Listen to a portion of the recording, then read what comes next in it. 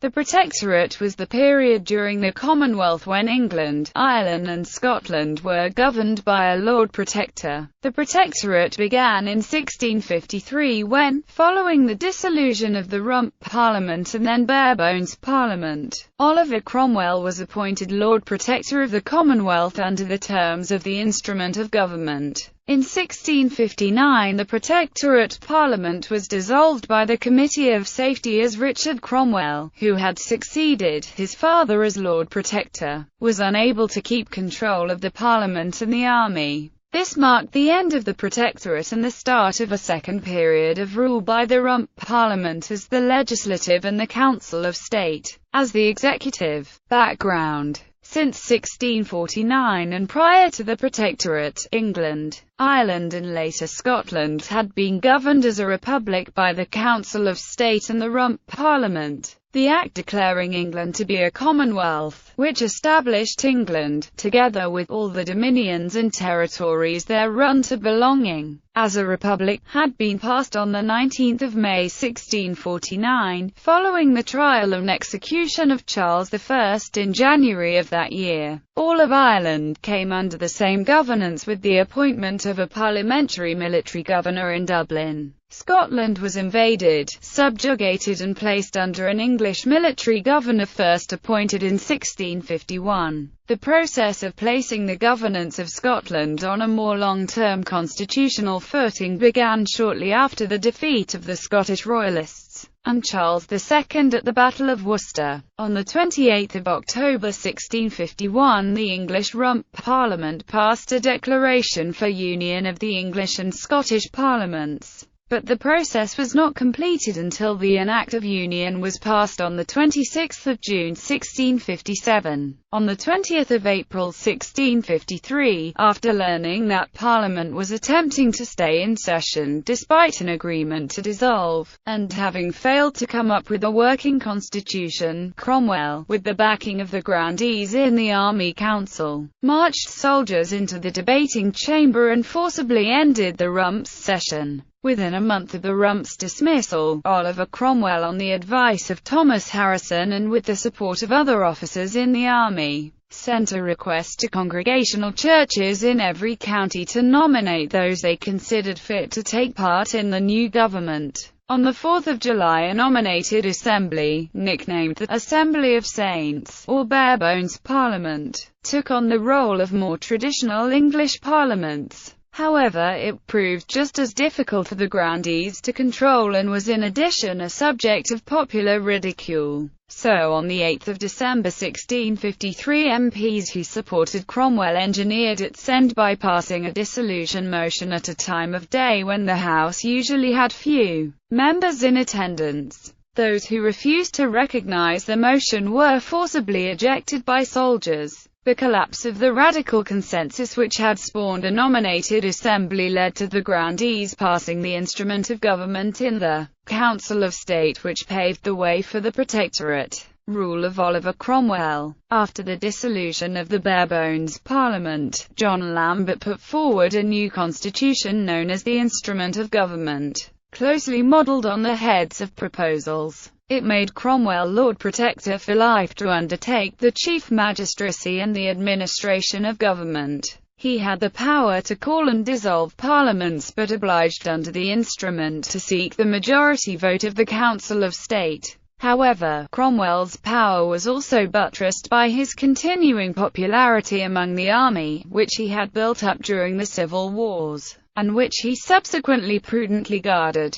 Cromwell was sworn in as Lord Protector on 16 December 1653. Rule of the Major Generals. The first Protectorate Parliament met on 3 September 1654, and after some initial gestures approving appointments previously made by Cromwell, began to work on a moderate programme of constitutional reform. Rather than opposing Parliament's bill, Cromwell dissolved him on the 22nd of January 1655. After a royalist uprising led by Sir John Penruddock, Cromwell divided England into military districts ruled by army major generals who answered only to him. The 15 major generals and deputy major generals, called godly governors, were central not only to national security, but Cromwell's moral crusade. The generals supervised militia forces and security commissions, collected taxes and ensured support for the government in the English and Welsh provinces.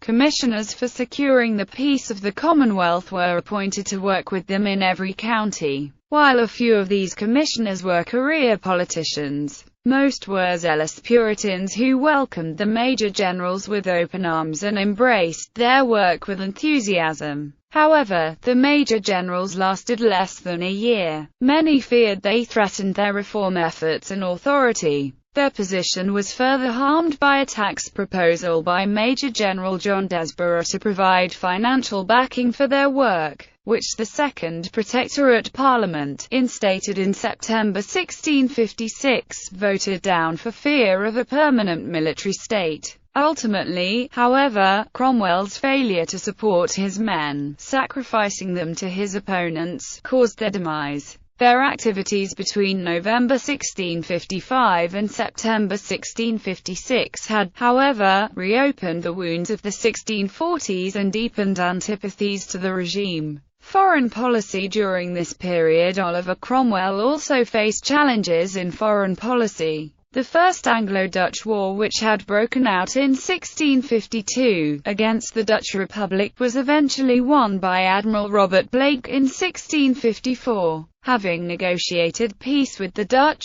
Cromwell then proceeded to engage the Spanish in warfare, through his Western design. This involved secret preparations for an attack on the Spanish colonies in the Caribbean. This resulted in the invasion of Jamaica, which then became an English colony. The Lord Protector became aware of the contribution the Jewish community made to the economic success of Holland, now England's leading commercial rival. It was this, allied to Cromwell's toleration of private worship of non-Puritans, that led to his encouraging Jews to return to England, 350 years after their banishment by Edward I. in the hope that they would help speed up the recovery of the country after the disruption of the civil wars. Oliver Cromwell's role in 1657. Oliver Cromwell was offered the crown by Parliament as part of a revised constitutional settlement, presenting him with a dilemma, since he had been instrumental in abolishing the monarchy. Cromwell agonized for 6 weeks over the offer. He was attracted by the prospect of stability it held out.